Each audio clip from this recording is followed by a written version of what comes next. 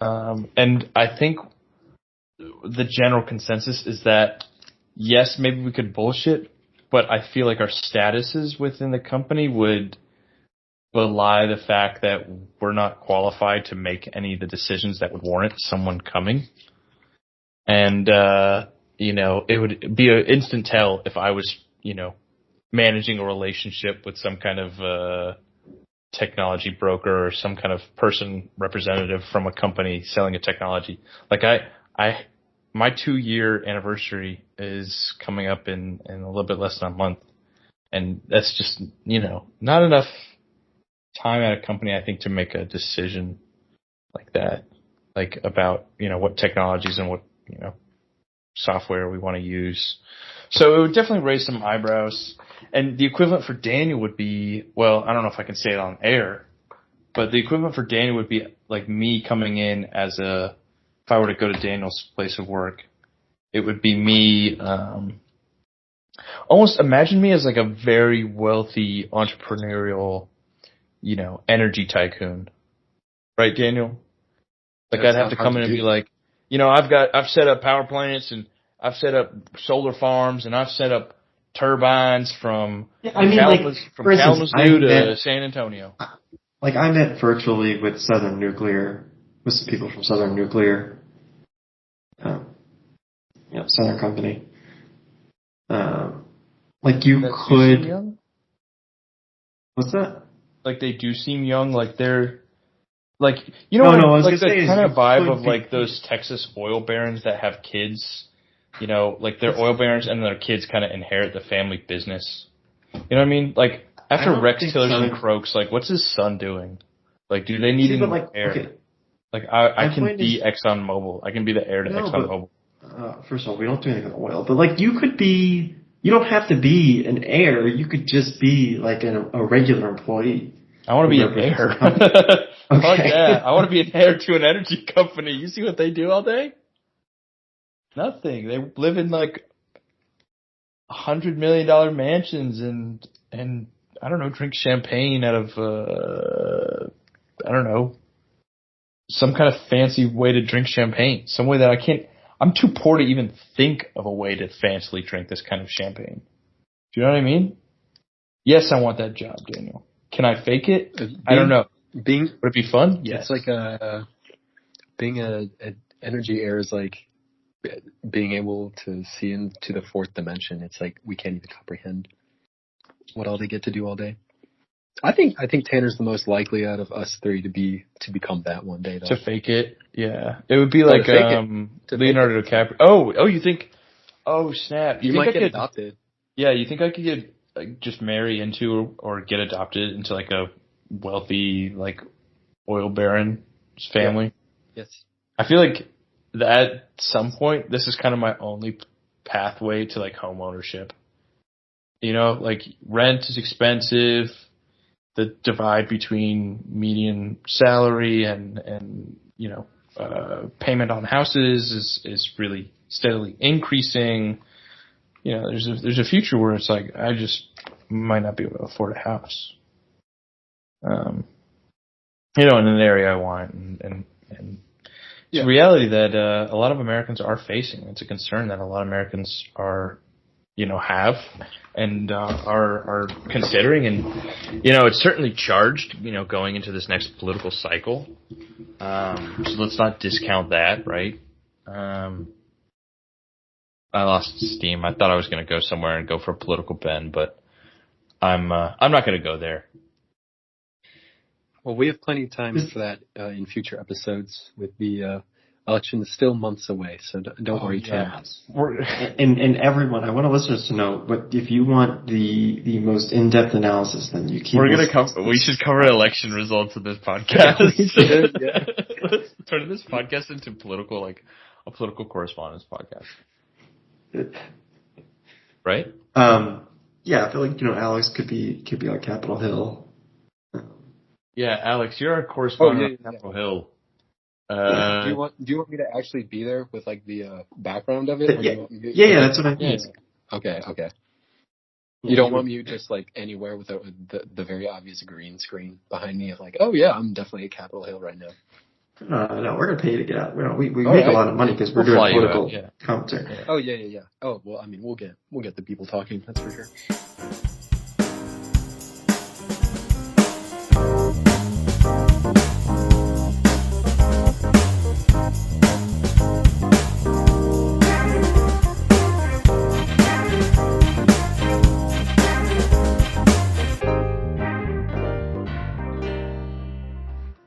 This is the Experience Podcast with me and someone else.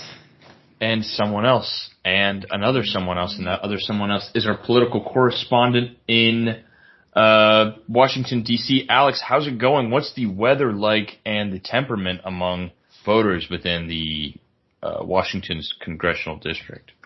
Yeah. Well, thanks, Tanner. And yeah, it's it's DC. It's humid here. It's muggy. It's not the best time to be here, but they originally built this on top of a swamp. They drained it all, so it's a little tough in that regard. But I think people are nervously excited.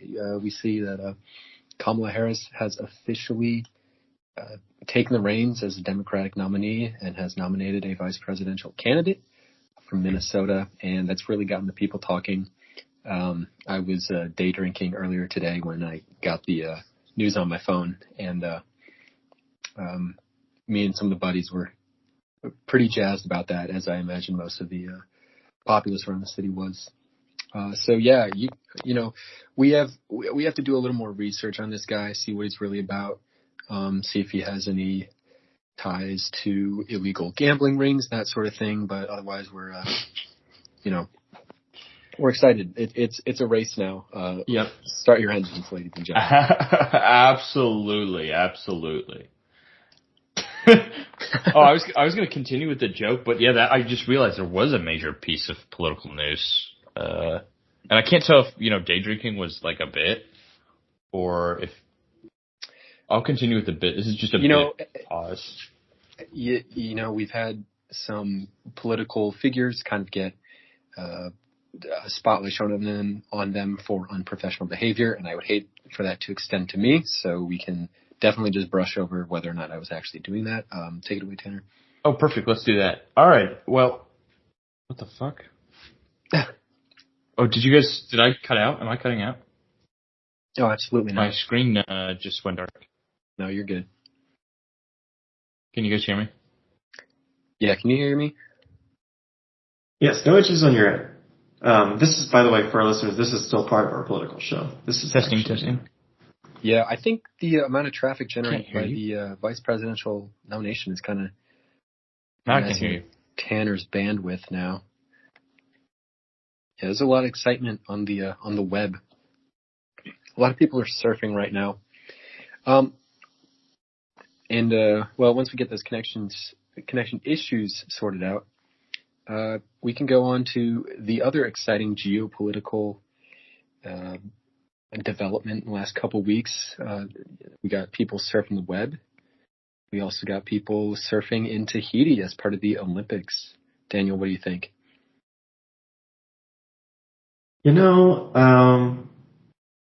Are the Olympics? So let me ask that. I heard from, so I can watch it on, I have Peacock. So I guess I can watch it on there, right? That sounds right. That's right, yeah. Maybe I'll start watching it. I don't know. It's like, here's my hot take, okay? What's your hot take? I feel like the Olympics is just too long. It goes too long, okay? Way too long. We need to shorten it down. Yeah, we should just the big events. Like, let's just why are there so many like races? Like 800 meters, 500 meters, 1,000 meters. Let's just have one like short sprint, one like marathon.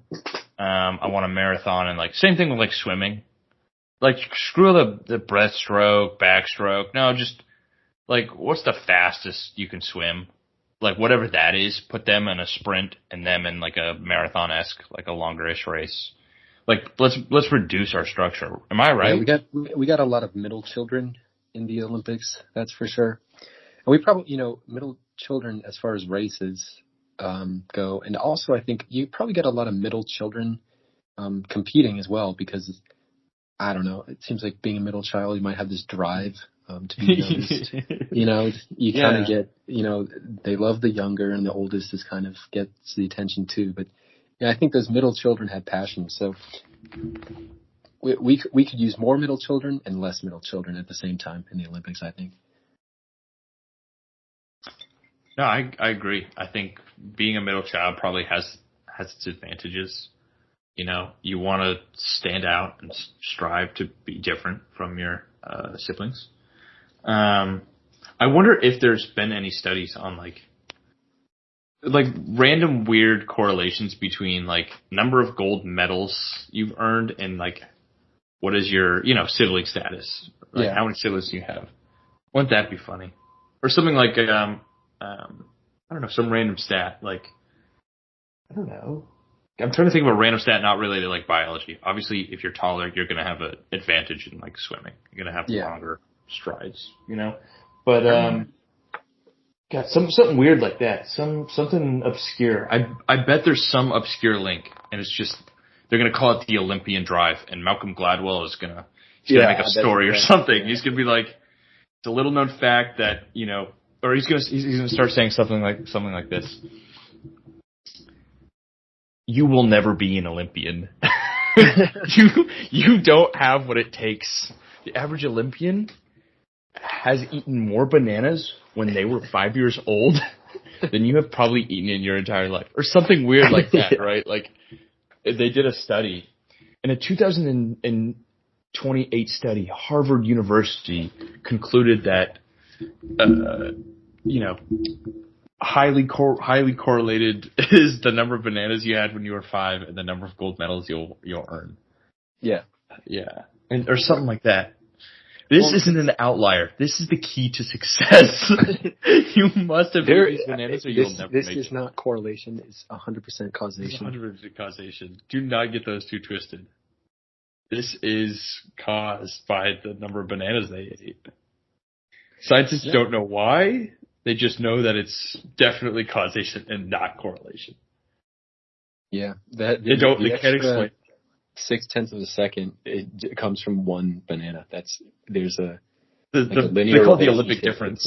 Yeah. The Olympic difference. Toby's new book. Well, there's literally, I remember in Outliers, he talks about like people whose names begin with A or something, or there's.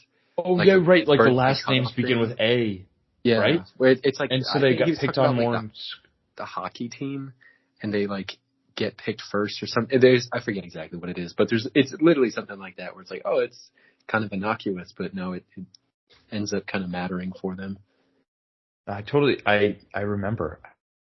It is something. Yeah. Or is that Freakonomics or something? Those are very similar vibes of the book. Daniel, have you read the one with the foreword by our very own Daniel Silverstein? The Outliers edition recently came out. No, I can't say I have. Oh, that's kind of fun, Daniel. Since hockey birthdays, 40% of the players have been born between January and March. Wow. And any elite group of soccer players. The key word in his argument being any. Makes conclusions, have enough, making a hasty generalization. Oof, this is a scathing they're going after essay. It kind of looks like a fake essay.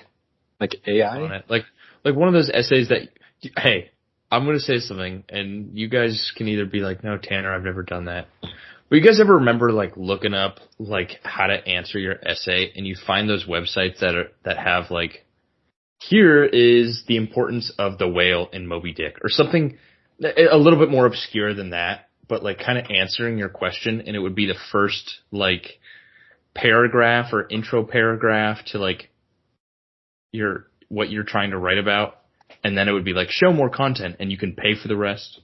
Do you guys know what I'm talking about? I would believe that they're out there, but I know like the essay writing, like the essay writing people. Upstanding academic integrity. I never did that. Yeah, but I mean, obviously I realized I could write better than, these people who are probably like college students who are very overworked and just writing bullshit for the sake of bullshit for high schoolers that are willing to pay $25 for an essay. But I always found it fascinating how they had so many. And, as an adult, I now realize it's probably because, you'll have like Joe Schmo be like, okay, here's what my teacher is having me write. And, teachers share materials. Oh, yeah. So the person's probably already written an essay, so they just share the first paragraph of it. I thought as a kid that they were just, what was I even thinking? That they were just writing essays for like the fun of it, and they just had a bunch of essays ready to go. All questions like teachers would ask about like random rhetorical device in X book. Like I always thought it was so weird how there's so many of them. But I realized it's probably because teachers share material and then, you can then post your results, like the website, the company then post that they do that. But I just wanted to see if you guys also remember that, that thing that. I remember it being a secondhand account for sure, never having participated in that at all. But neither. I'm of course. Yeah. Point is, I'm on a website looking at that right now and, looking at something similar, and it's like show more content, but it was the first link was it the first link? Well, it was the Google AI suggested link where they kind of copied it, but it was about the Canadian hockey team and that the best players are born in the beginning of the year. Basically, the claim's proven to be a fallacy. Let's see. Hockey players with birthdays in later months don't have any less of an advantage. Doesn't make you good. It's hard work, passion, and dedication is what makes it good. Yeah. But where am I going with this? Point is, it was a fallacy. But I think Malcolm Gladwell is onto something. There's got to be, if you could probably convince someone of like something like that, because he writes very convincingly. Like I kind of think Malcolm Gladwell is like I don't know. He was born to be a writer. Writer of Outliers. Yeah, I mean, honestly, it's hard to explain, but he he's just a writer. He has the authority.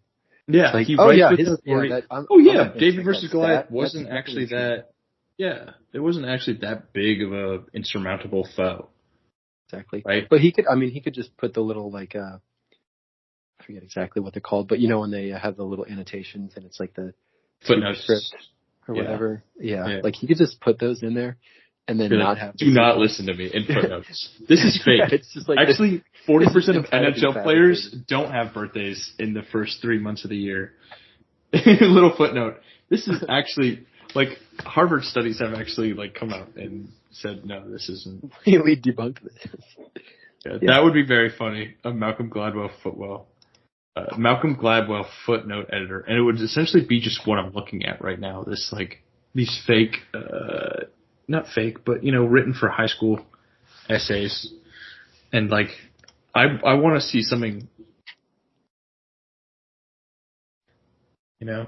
It's just like here's an annotation or a footnote from this essay generation website. This is the one I was looking at. If you were wondering, it's not. It's a .org. They did the thing where they show more. So content. For everyone listening to the podcast, Tanner is sharing a screen, and the first sentence begins. It is a question, which I remember being told. That's like capital. That's really juvenile. Yeah. Right, like it's like. Okay, buddy, we get it. Okay, you're like it's. That's a long answer. Yeah. Anyway.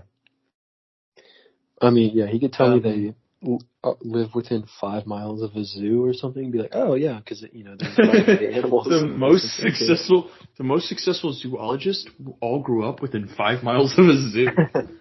If you want to be a zoologist, if you want to make it as a zoologist, you should have been born differently somewhere, buddy. How? Daniel, what do you think about beginning an essay with a question? I feel like like beginning an essay with a question, I feel like you should have had an answer already. Yeah, like come on, why? Like, I'm here to read your answer. Don't ask me, bro. Like, what are you doing? But then again, rules are made to be broken, as with all art. I don't know. It kind of feels like I think if you have a one word, it's cringy. question, It kind of sounds like high school. It's like I think to be or not to be. It has like things. angst and edginess to it. It's like, Yeah, okay, yeah. you're trying too hard to be like literal. Just tell me what you want to say. Provocative. Like that's what essays are about. Just tell me. Go. Don't make me think. You did the thinking for me. Let me like read. The thinking should be, how what you read and interpret fits into your own worldview, and like how you have to reconcile that with what you believe. That's what you should be doing. You shouldn't be having to answer any questions. This isn't a math test. Like, what the hell? With an essay, be straightforward. Like I feel like I've gotten brain rot from working in I think corporate America. Like if these emails are longer than a couple. It's like, I'm not reading that. I'm not doing that for you. Oh, this is marked red with urgent. Why'd you type 5 paragraphs, buddy? I need bullets. Let's go. Right? No, I mean, I think I've lost like 10% of my brain mass, honestly.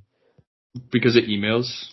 Oh, you feel like you've gotten super just working in corporate America? just working and not just kinda, being in school. Yeah. Yeah, 100%. Because right now I'm studying for like an engineering test I have to take to like get certified. Certified, that sort of thing. And I'm like, yo, this is way harder than it was 3 or 4 years ago. To study or to the material? To study, I think. It's just like I think my focus isn't it's not as locked in anymore. I don't know. Because you don't really, it's, when you do homework, it's like, all right, I gotta kind of sprint here, knock these things out, but I don't know.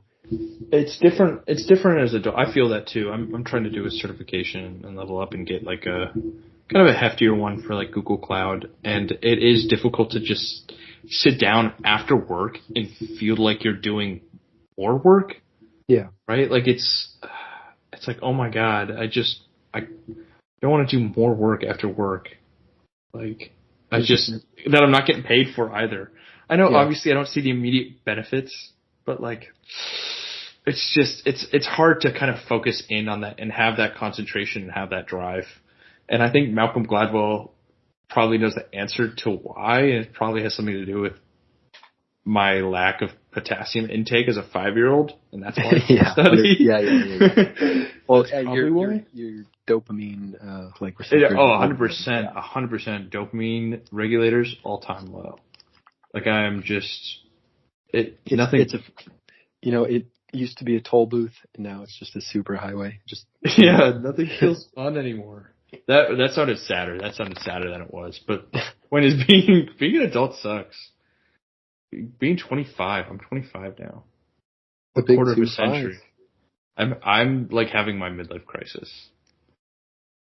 It's like not actually, but like I'm in my early 30s. You could admit like that. I honestly have that same mindset. I'm like, I'm basically 30, which I'm basically 30. I'm basically 30. Yeah. They go by quicker. What am I doing with my life? Oh my God, I'll never own a house. Will I ever find happiness? And I don't know, like the white picket fence, American dream, is that even achievable? You guys getting that one too? You guys getting that, like the scaries? Definitely. Yeah, 100%.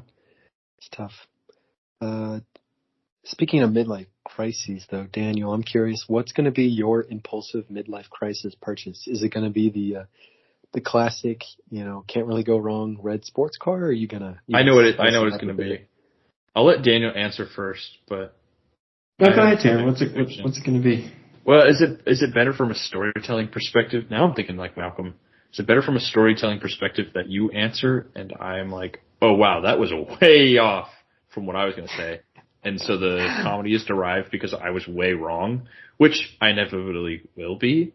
Or should I say it right now and then, the humor's kind of lost because you're like, no, that's not it at all. It's actually, this. All right, I'll go Which first. one would I you? don't Yeah, think thank you. I don't think it would be a sports car. I'm not really a car person. Like, I see cars as more of a utility than as a fashion statement. Mm-hmm. I don't know. I'm not really. I don't really make purchases. Like He I don't make doesn't. purchases He's not a big now. spender. He's not a big spender. Yeah. I mean, That's why, as your midlife crisis, that's why your midlife crisis, you finally crack, and you're like, you just. oh my god, so it's all fake. And I'm just gonna buy a sports car and drive it so fast. You know, I think that's what drives. I mean, since Daniel, assuming he's still in Maryland, which I assume he is, he's pretty close to the water. He might want to. He buys a boat instead. In his boat, yeah. Oh, okay. Daniel, how does a boat sound? You're not a car guy. And for the same reason, you're probably not a boat guy. Yeah, I'm not really a boat guy either. I'm not that close to the water. I'm pretty far inland. Like, wait, to get to the far of a beach, drive? it's a couple hours at least. Couple hours? Maryland is not just one coastline? Maryland's like the smallest state I've ever maybe thought about. That's not. It doesn't enter the consciousness, yeah. Yeah, I'm not even sure it's in the smallest 10. You maybe just think of Maryland. God damn it. It's probably the smallest 10. Because I'm like west of DC, right? So. Oh, you're even. And DC is more inland than you think. I think it's pretty inland, so that's pretty rude of you. Tanner. Wait, where's Washington D.C. again? Just kidding. I'm joking. So I'm probably like the coast. So you're like because you're like the Chesapeake Bay Appalachians? kind of cuts into it. No. Are you in the mountains or not? No, I'm not in the mountain. I'm trying to think of what. Let me look at the longitude. Are you like? Are you DMV or are you like actually west of DC? Like no, I'm technically in the metro okay.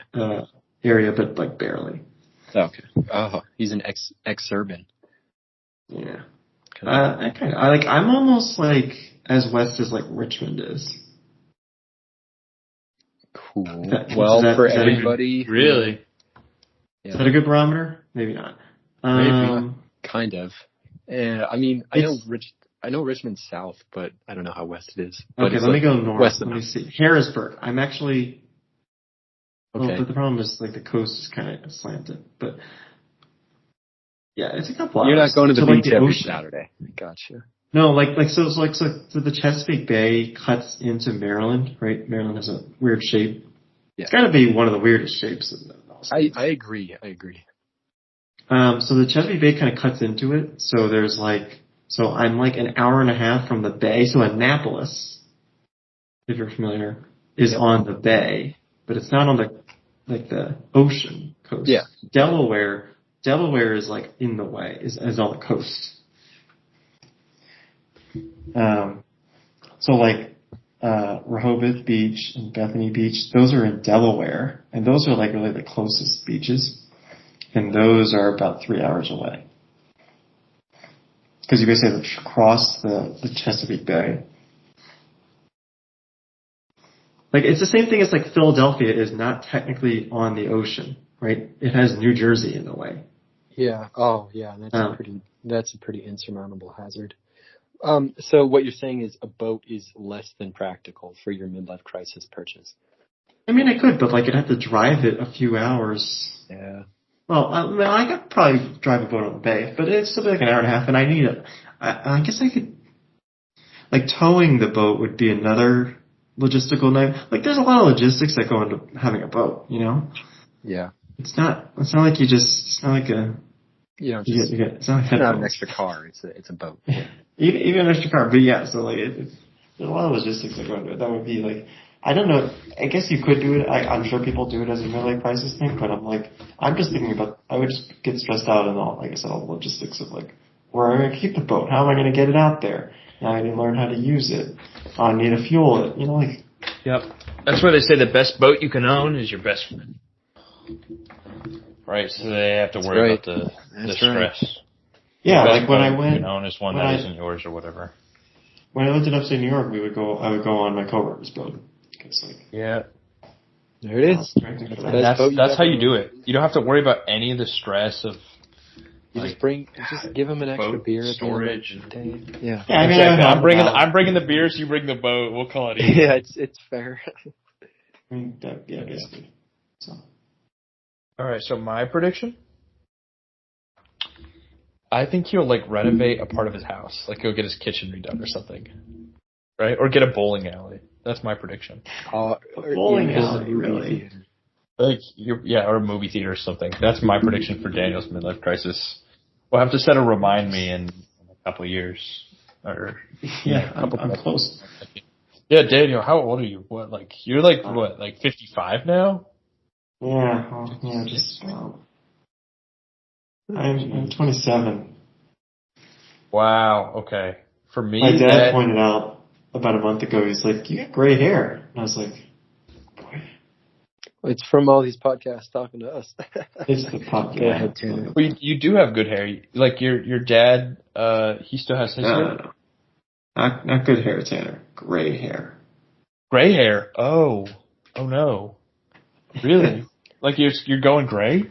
Just one or two hairs? No reason to be I would say concerned. It's a few, but it's more visible when my hair is a little longer. Oh no! So I just got it cut a week ago, and it doesn't look that you can't really see anything. But if in a few weeks, you'll start to see I would say it's probably in the order of 3 to 5 hairs, but that's enough with my my dark brown hair that it shows.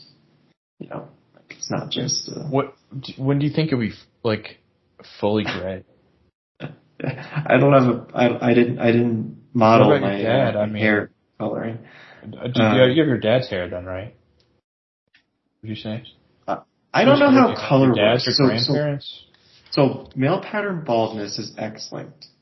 But that's baldness. X-linked, so it comes from your mom.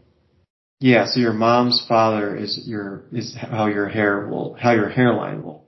Guys, I'm doomed. Sorry. But I don't know about color. I don't know if color is also X-linked or if it's something else or if it's just I'd say I have my dad's hair color, but my grandfather kind of had hair missing off the top, but hair on the sides. Whatever, I forget what that's called. That classic, old person. Yeah. It's pretty. People can rock it, Tanner. So I wouldn't be too. Concerned. I don't think I'd be able to pull it off. You guys think I'd be able to pull off being bald and just owning it? I think nobody thinks they can pull off being bald until they're bald, and then because being bald is better than there's a certain point of hair loss where it's okay, you need to switch over, Yes, at a certain point, it's you just gotta cut your losses. Yeah, that's when you get a midlife crisis. That's when you get a new car. You're When I realized I gotta cut my losses, go into the barber, and then go into the dealership after. Yeah, it's it's a 1-2 punch. It's a 1-2. A little treat called something I don't know. I deserve a little treat. After I've been a good boy. I had to shave. I think I deserve a little treat, and that treat being a new Porsche or something. Yeah, something nice, something to be okay. Well, I just had to, make a sacrifice. I'm realizing I'm getting disillusioned. I'm getting older. I'm gonna die. Time to get a nice car. There's something about that is just kind of, I don't know. What would you guys say? We're closer to thinking than probably not thinking that. You know what I mean? Yeah, getting to that point. That's sad. Well, we're closer to our first midlife crisis than our last. What'd you say? Yeah. Wait. Yeah. What? Wait. We're definitely at this point in our lives. We're closer to our first midlife crisis. The median age of a midlife crisis has got to be 40, right? Maybe a little. Yeah. Yeah. I'm trying to have my midlife crisis right now and die in a pool from a drug overdose at 50. I'm trying to think I got a little bit of money saved up. No, it's not going toward a down payment. It's going toward a new car, and I'm gonna go bald. Let's start the midlife crisis early, and then then maybe like you get that anxiety out of the way of you just, I gotta own it. I'm getting older. I gotta own it. I gotta get a new car and, I gotta shave my head. Maybe there's some beauty in that and finding some comfort in just owning your age. Yeah, no, it's accepting yourself. I think that's part of it, which is a difficult thing to do. As I certainly know, and Daniel, you're kind of an expert on. Just kidding. We don't have to do that bit again. Daniel being an old wise man, like a mentor figure to us. Yeah. Oh, he undoubtedly is. But Daniel, I don't think you've said your midlife crisis purchase. Yeah. What? Ruminating. It might be one of those purchases he doesn't know until you can also rank the ones that have been suggested. Like kitchen. I can kind of see the kitchen. I can kind of see it. I feel like it's not going to be a purchase. It's going to be something else. Trip. Yeah, maybe I know a that's trip still or a something. purchase, but that's like kind of an experience thing. I don't know. Yeah, like I feel like it's not going to be monetarily related. I think it's going to be something else. Where you're gonna just like go work on a like national forest or something like that. Be like, I'm done. Oh no, Just, like, I don't move like to being Minnesota. outside. It's gotta be something. I don't know. I wish I knew so I could plan for it. Yeah.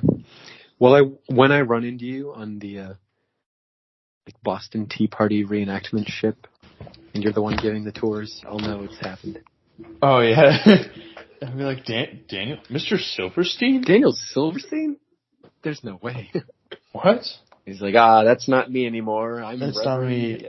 Yeah, I'm old man Reverend St. Paul, and I was here back in 1774 on the very ship. And what had happened was one of the 4 ships coming from England actually got destroyed in a storm, and only 3 of the ships with tea made it over. That's actually true, by the way. They were going to do 4 ships and ravage them, but the 4th got destroyed, got sent up a little bit north of Boston. Yeah, I've been reading, not reading, but I've been listening to a history podcast, pretty much covering the start of America, pretty much to Prohibition era America. That's where it's at. It's a lot. There's like 160 episodes and they're like an hour and a half each. Oh my goodness. That's beefy. I don't think I've ever listened to anything. No, it's pretty intense history. It's so detailed.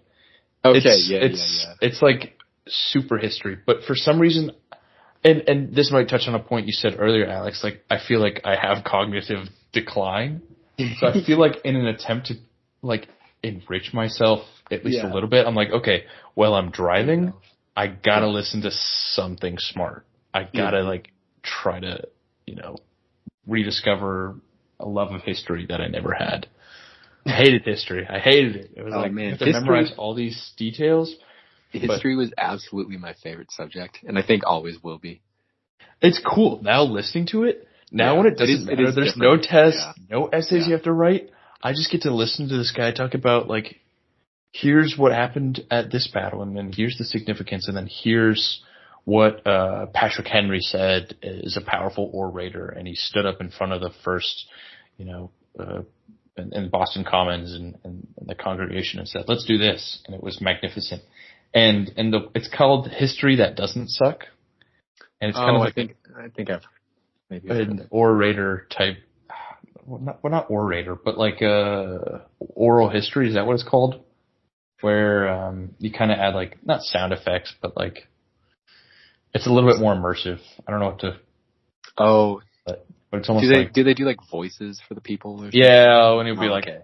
And General William Howe said in a letter to his wife, I do think this American revolutionary is not to be trifled with. They really got it in them. They finna got hands, though.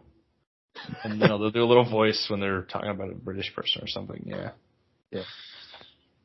Yeah. But I honestly recommend. I stopped listening to it because I got a little bit like not bored. It just got too into the weeds. I'm like, oh my god, I had fun learning about like George Washington, and they covered, like, the first episode is George Washington, kind of from the start of his life, covering French and Indian War, all the way to him being president.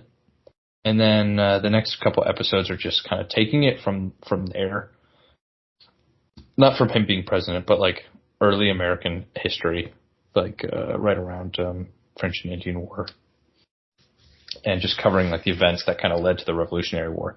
But it just got so detailed. I kind of wish it would move a little faster. Like, it's describing like battle by battle, skirmish by skirmish. I'm kind of like, all right, I'm kind of over the Revolutionary War. I get that they fought in different battles. Like, move it along to Appomattox Courthouse, and like, let's see the resolution here, and how America changes as a result of Revolutionary War. Like, I kind of like that part about history class now in retrospect, like where you kind of focus on the so what aspect. I mean, that's what history class is supposed to teach you, right? How you think critically about history and what's the message. But this one's kind of just like here's everything that happened. Well, and admittedly, it is cool, like all this stuff that just did happen. Like, these battles did happen. Wars were fought. These people said these things with passion and vigor because they truly wanted independence in a stronger, independent America. And their reasons were varied, and you learn about that, and they were still united under one cause of being, Americans or whatever. I don't know. Like, they just got too much into here's what everyone said, but without getting into the so what. So I got a little bit bored, but I'm trying to get back into it because I need some enrichment. Wow. Well, that was a long-winded way of saying, yeah, Daniel, I think next time I see you, you'll probably be doing one on one of those historical ships. You'll probably be doing a historical reenactment of the Boston Tea Party. And maybe that's your midlife crisis. What? Okay, that's good. The next time I see you, you'll be post midlife crisis, and you'll be like, I hated what I did. I wanted to be a You're just like so actor all the time, just completely unbothered by anything. Yeah, Danny, does that sound realistic? Maybe in your heart of hearts, you don't have to answer because you might not want that on a podcast, but just like think about, is that something you want? Yeah, maybe that is. Maybe that is the one. I knew it. We got him. Easy. I was so right. Let's go. Okay, well, we can wrap up this episode here. A little later than usual, but goodness, yeah. You guys, it's pretty late. Sorry about a little late. Issues. The audio issue, or the connection issues. Did I cut out a lot? Like, no, Alex was having the problem. Oh, really? Okay. It wouldn't let me. Yeah, there's 11 people on this call. And, are there? Someone posted the Zoom link in a group me, and now a bunch of high schoolers are joining it and doing their best impression of KSI and Kai Cenat. They're saying like the Rizzler in the chat. Are you going to cut the feed? Daniel, cut the feed. Sorry, yeah,